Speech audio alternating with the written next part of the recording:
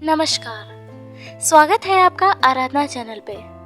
कहानी के पिछले भाग में हमने सुना कि सुधा के ब्याह की बात से सुधा बहुत उदास हो गई है, जिसकी वजह से चंदर, विंती और सुधा तीनों पम्मी के घर जाते हैं। वहां से कविताएं सुनकर वापस आ जाते हैं। अब आगे। दूसरे दिन चंदर गया तो सुधा को बुखार आ गया था। अंग अंग जैसे टूट रहा हो और आंखों में ऐसी तीखी जलन कि मानो किसी ने अंगारे भर दिए हों। रात भर वह बेचैन रही, आधी पागल सी रही। उसने तकिया, चादर, पानी का ग्लास सभी उठाकर फेंक दिया। विंती को कभी बुलाकर पास बिठा लेती, कभी उसे दूर ढकेल देती। डॉक्टर साहब परेशान रात भर सुधा के पास बैठे, कभी उसका माथा, कभी उसके तलवों में बर्फ मलते रहे। डॉक्टर घोष ने बताया यह कल की गर्मी का असर है। विंती ने एक बार पूछा, चंदर को बुलवा दे? तो सुधा ने कहा, नहीं, मैं मर जाऊं तो, मेरे जीते जी नहीं। विंती ने ड्राइवर से कहा, चंदर को बुला लाओ। तो सुधा ने बिगड़ कर कहा, क्यों तुम सब लोग मेरी जान लेने पर तुले हो? और उसके बाद कमजोरी से हाफने लगी। ड्राइवर चंदर को बुलाने नहीं गया। जब चंदर पहुंचा तो डॉक्टर साहब रात भर के जागरण के बाद उठकर नहाने धोने जा रहे थे। पता नहीं सुधा को क्या हो गया कल से। इस वक्त तो कुछ शांत है, पर रात भर बुखार और बेहद बेचैनी रही और एक दिन में इतनी चिड़चिड़ी हो गई कि बस। डॉक्टर साहब ने चंदर को देखते ही कहा। चंदर जब कमरे में पहुंचा तो देखा कि सुधा आंख बंद किए हुए लेटी है और बिंती उसके सिर पर आइस बैग रखे हुए है। सुधा का चेहरा पीला पड़ गया और मुंह पर जाने कितनी ही रेखाओं की उलझन है। आंखें बंद हैं और पलकों के नीचे से अंगारों की आंच छन कर आ रही है। चंदर की आहट पाते ही सुधा ने आंखें खोली, अजब सी अग्नि निगाहों से चंदर की ओर देखा और विंती से बोली, विंती, कह दो इनसे जाए यहाँ से। विंती स्तंभ। चंदर नहीं समझा, पास आकर बैठ गया और बोला, सुधा, क्यों, पड़ गई ना? मैंने कहा था कि गैरेज में मोटर साफ मत करो। परसों इतना रोई, सिर पटका, कल धूप खाई, आज पड़ रही। कैसी तबीयत है? सुधा उधर खिसक गई और अपने कपड़े समेट लिए, जैसे चंदर की छां से भी बचना चाहती है, और तेज, कड़वी और हाफती हुई आवाज में बोली, विंती, कह दो इनसे जाए यहाँ से। चंदर चुप हो गया और एकटक सुधा की ओर देखने लगा, और सुधा की बात ने जैसे चंदर का मन मरोड़ दिया। कितनी गैरियत से बात कर रही है सुधा। सुधा जो उसके अपने व्यक्तित्व से ज्यादा अपनी थी, आज किस स्वर में बोल रही है। सुधी, क्या हुआ तुम्हें? चंदर ने बहुत आहत हो, बहुत दुलार भरी आवाज में पूछा। मैं कहती हूँ, जाओगे नहीं तुम? फुफकार कर सुधा बोली। कौन हो तुम मेरी बीमारी पर सहानुभूति प्रकट करने वाले, मेरी कुशल पूछने वाले? मैं बीमार हूँ, मैं मर रही हूँ, तुमसे मतलब? तुम कौन हो? मेरे भाई हो, मेरे पिता हो? कल अपने मित्र के यहाँ मेरा अपमान कराने ले गए थे। सुधा हाफने लगी। अपमान? किसने तुम्हारा अपमान किया सुधा? मम्मी ने तो कुछ भी नहीं कहा। तुम पागल तो नहीं हो गई? पागल हो नहीं गई तो हो जाऊंगी। उसने पैर हटा लिए। तुम, पम्मी, गेसू, पापा, डॉक्टर, सब लोग मिलकर मुझे पागल कर दोगे। पापा कहते हैं ब्याह करो, पम्मी कहती है मत करो, गेसू कहती है तुम प्यार करती हो, और तुम कुछ भी नहीं कहते। तुम मुझे इस नर्क में बरसों से सुलगते देख रहे हो, और बजाय इसके कि तुम कुछ कहो, तुमने मुझे खुद इस भट्टी में ढकेल लिया। चंदर, मैं पागल हूँ, मैं क्या करूँ? सुधा बड़ी कातर स्वर में बोली। चंदर चुप था, सिर्फ सिर झुकाए, हाथों पर माथा रखे बैठा था। सुधा थोड़ी देर हाफती रही, फिर बोली, तुम्हें क्या हक था कल पम्मी के यहाँ ले जाने का? उसने क्यों कल गीत में कहा कि मैं तुम्हें प्यार करती हूँ? सुधा बोली। चंदर ने विंती की ओर देखा। क्यों विंती? विंती से मैं कुछ नहीं छिपाता। क्यों पम्मी ने कल कहा मैं तुम्हें प्यार करती हूँ? मेरा मन मुझे धोखा नहीं दे सकता। फिर पम्मी ने कल ऐसी बात क्यों कही? मेरे रोम रोम में जाने कौन सा ज्वालामुखी धधक उठता है ऐसी बातें सुनकर। तुम क्यों पम्मी के यहाँ ले गए? तुम खुद गई थी सुधा। चंदर बोला। तो तुम रोक नहीं सकते थे? तुम कह देते मत जाओ, तो मैं कभी जा सकती थी। तुमने क्यों नहीं रोका? तुम हाथ पकड़ लेते, तुम डांट देते। तुमने मुझे क्यों नहीं डांटा? एक ही दिन में मैं तुम्हारी गैर हो गई। गैर हूं तो फिर क्यों आए हो? जाओ यहाँ से। मैं कहती हूँ जाओ यहाँ से, दांत पीस कर सुधा बोली। सुधा, मैं तुम्हारी बोली नहीं सुनना चाहती, जाते हो कि नहीं? और सुधा ने अपने माथे पर से उठाकर आइस बैग फेंक दिया। बिंती चौंक गई। चंदर चौंक उठा। उसने मुड़कर सुधा की ओर देखा। सुधा का चेहरा डरावना लग रहा था। उसका मन रो आया।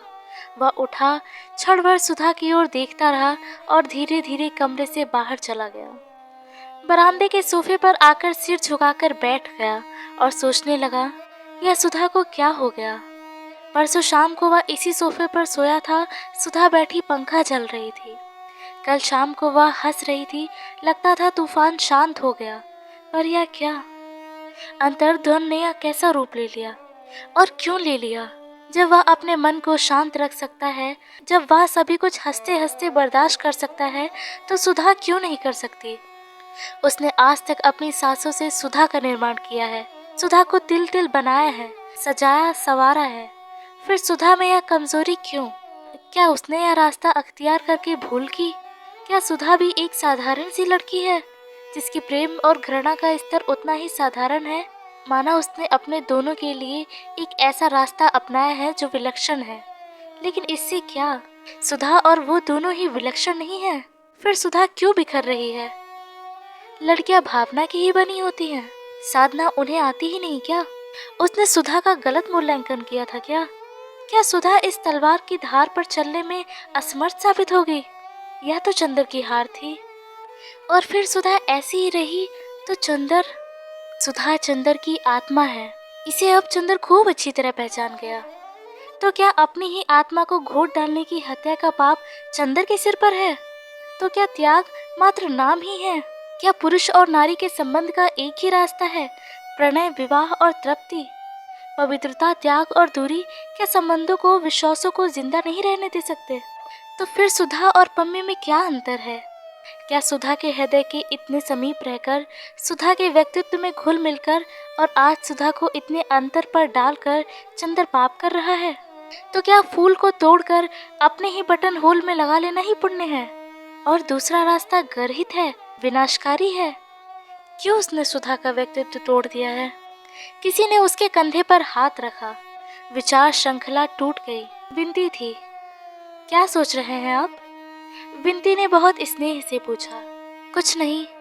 नहीं बताएंगे? हम नहीं जान सकते क्या? बिंती के स्वर में ऐसा आग्रह, ऐसा अपनापन, ऐसी निश्चलता रहती थी कि चंदर अपने को कभी रोक नहीं पाता था, छिपा नहीं पाता था। कुछ नहीं बिंती, तुम कहती हो सुधा को इतने अंतर पर मैंने रखा तो मैं देवता हूँ। सुधा कहती है मैंने अंतर पर रखा, मैंने पाप किया। जाने क्या किया मैंने? क्या मुझे कम तकलीफ है? मेरा जीवन आजकल किस तरह घायल हो गया है मैं जानता हूँ। एक पल मुझे आराम नहीं मिलता। क्या उतनी सजा काफी नहीं थी जो सुधा को भी किस्मत ये दंड दे रही है? मुझे को सभी बेचैनी और दुख मिल जाता। सुधा को मेरे पाप का दंड क्यों मिल रहा है विंती? तुमसे अब कुछ नहीं छिपा। जिसको मैं अपनी सांसों में दबाकर इंद्रधनुष के लोक तक ले गया, आज हवा के झोंके उसे बादलों की ऊंचाई से क्यों ढकेल देना चाहते हैं? और मैं कुछ भी नहीं कर सकता। इतनी देर बाद बिंती के ममता भरे स्पर्श में चंदर की आंखें छलछला आई। छी, आप समझदार हैं। दीदी ठीक हो जाएंगी। घबराने से काम नहीं चलेगा ना? आपको हमारी कसम है। उदास मत होइए, कुछ सोचिए मत। दीदी बीमार है, आप इस तरह से करेंगे तो कैसे काम चलेगा? उठिए, दीदी बुला रही है। चंदर गया। सुधा ने इशारे से बुलाकर पास बिठा लिया। चंदर, हमारा दिमाग ठीक नहीं है, बैठ जाओ, लेकिन कुछ बोलना मत, बैठे रहो। उसके बाद दिन अजब सा गुजरा। जब जब चंदर ने उठने की कोशिश की, सुधा ने उसे खींचकर बिठा लिया। घर तो उसे जाने ही नहीं दिया। बिंती वहीं खाना ले आई। सुधा कभी चंदर की ओर देख लेती, फिर तकिए में मुंह गड़ा लेती। बोली एक शब्द भी नहीं, लेकिन उसकी आंखों में अजब सी कातरता थी। पापा आए, घंटों बैठे रहे। पापा चले गए तो उसने चंदर का हाथ अपने हाथ में ले लिया। करवट बदली और तकिए पर अपने कपोलों से चंदर की हथेली दबाकर लेटी रही। पलकों से कितने ही गरम गरम आंसू छलक कर गालों पर फिसल कर चंदर की हथेली भिगोते रहे। चंदर चुप रहा, लेकिन सुधा के आंसू जैसे नसों के सहारे उसके हृदय में उतर गए, और जब हृदय डूबने लगा तो उसकी पलकों पर उतर आए। सुधा ने देखा लेकिन कुछ भी नहीं बोली। घंटा भर बहुत गहरी सांस ली, बेहद उदासी से मुस्कुरा कर कहा, हम दोनों पागल हो गए हैं। क्यों चंदर? अच्छा, अब शाम हो गई है, जरा लॉन पर चले? सुधा चंदर के कंधे पर हाथ रखकर खड़ी हो गई। विंती ने दवा दी, थर्मामीटर से बुखार देखा, बुखार नहीं था। चंदर ने सुधा के लिए कुर्सी उठाई। सुधा ने हंसकर कहा, चंदर, आज बीमार हो तो कुर्सी उठा रहे हो, मर जाऊंगी तो अर्थी उठाने भी आना, वरना नरक मिलेगा, समझे ना? छी, ऐसा कुबोल ना बोला करो दीदी। सुधा लॉन में कुर्सी पर बैठ गई। बगल में नीचे चंदर बैठ गया। सुधा ने चंदर का सिर अपनी कुर्सी पर टिका लिया और अपनी उंगलियों से चंदर के सूखे होठों को छूते हुए कहा, चंदर, आज मैंने तुम्हें बहुत दुखी किया। क्यों? लेकिन जाने क्यों दुखी ना करती तो आज मुझे वह ताकत न मिलती जो मिल गई। और सहसा चंदर के सिर को अपनी गोद में खींचती हुई सुधा ने कहा, आराध्य मेरे, आज तुम्हें बहुत सी बातें बताऊंगी, बहुत सी। विंती उठकर जाने लगी तो सुधा ने कहा, कहाँ चली? बैठ तो यहाँ, तू गवाह रहेगी, ताकि बाद में चंदर यह ना कहे कि सुधा कमजोर निकल गई। विंती बैठ गई। सुधा ने क्षण भर आंखें बंद कर ली और अपनी बेड़ी पीठ से खींचकर गोद में ढाल ली और बोली, चंदर, आज कितने ही साल हुए जब से तुम्हें जाना है, जब से अच्छे बुरे सभी कामों का फैसला तुम ही करते रहे हो। आज भी तुम ही बताओ चंदर, कि अगर मैं अपने को बहुत संभालने की कोशिश करती हूँ और नहीं संभल पाती तो यह कोई पाप तो नहीं? तुम जानते हो चंदर, तुम जितने मजबूत हो उस पर मुझे घमंड है कि तुम कितनी ऊंचाई पर हो। मैं भी उतना ही मजबूत बनने की कोशिश करती हूँ, उतने ही ऊंचे उठने की कोशिश करती हूँ। अगर कभी कभी फिसल जाती हूँ तो यह अपराध तो नहीं? नहीं, चंदर बोला। और अगर अपने को अंतर्धन के छड़ों में तुम पर कठोर हो जाती हूँ तो तुम सह लेते हो, मैं जानती हूँ। तुम मुझे जितना स्नेह करते हो उसमें मेरी सभी दुर्बलताएं धुल जाती हैं। लेकिन आज मैं तुम्हें विश्वास दिलाती हूँ चंदर, कि मुझे खुद अपनी दुर्बलताओं पर शर्म आती है और आगे से मैं वैसे ही बनूंगी जैसा तुमने सोचा है चंदर। चंदर कुछ नहीं बोला, सिर्फ घास पर रखे हुए सुधा के पांव पर अपनी कांपती हुई उंगलियां रख दी। सुधा कहती गई, चंदर, आज से कुछ ही महीने पहले जब गीसू ने मुझसे पूछा था कि तुम्हारा दिल कहीं झुका था तो मैंने इनकार कर दिया था। कल पम्मी ने पूछा तुम चंदर को प्यार करती हो तो मैंने इनकार कर दिया था। मैं आज भी इनकार करती हूँ कि मैंने तुम्हें प्यार किया है या तुमने मुझे प्यार किया है। मैं भी समझती हूँ और तुम भी समझते हो, लेकिन यह ना तुमसे छिपा है ना मुझसे कि तुमने जो कुछ दिया है वह प्यार से कहीं ज़्यादा ऊंचा और प्यार से कहीं ज़्यादा महान है। मैं ब्याह नहीं करना चाहती थी, परसों मैंने इनकार किया था, इतनी रोई थी, चीखी थी। बाद में मैंने सोचा कि यह गलत है, यह स्वार्थ है। जब पापा मुझे इतना प्यार करते हैं तो मुझे उनका दिल दुखाना नहीं चाहिए। पर मन के अंदर की जो चीख थी, जो कुड़न थी, वो कहीं तो उतरती ही, वह मैं अपने ऊपर उतार देना चाहती थी। मन में आता था अपने को कितना कष्ट दे डालूं, इसलिए अपने गैरेज में जाकर मोटर संभाल रही थी, लेकिन वहाँ भी असफल रही और अंत में वह खींच अपने मन पर भी न उतार कर उस पर उतारी जिसको मैंने अपने से भी बढ़कर माना है। वह खींच उतरी तुम पर। चंदर ने सुधा की ओर देखा। सुधा मुस्कुरा कर बोली, ना, ऐसे मत देखो, या मत समझो कि अपने आज के व्यवहार के लिए मैं तुमसे क्षमा मांगूंगी। मैं जानती हूँ मांगने से तुम दुखी भी होगे और डांटने भी लगोगे। खैर, आज से मैं अपना रास्ता पहचान गई हूँ। मैं जानती हूँ कि मुझे कितना संभल कर चलना है। तुम्हारे सपने को पूरा करने के लिए मुझे अपने को क्या बनाना होगा, ये भी मैं समझ गई हूँ। मैं खुश रहूँगी, सबल रहूँगी और सशक्त रहूँगी, और जो रास्ता तुम दिखलाओगे उधर ही चलूँगी।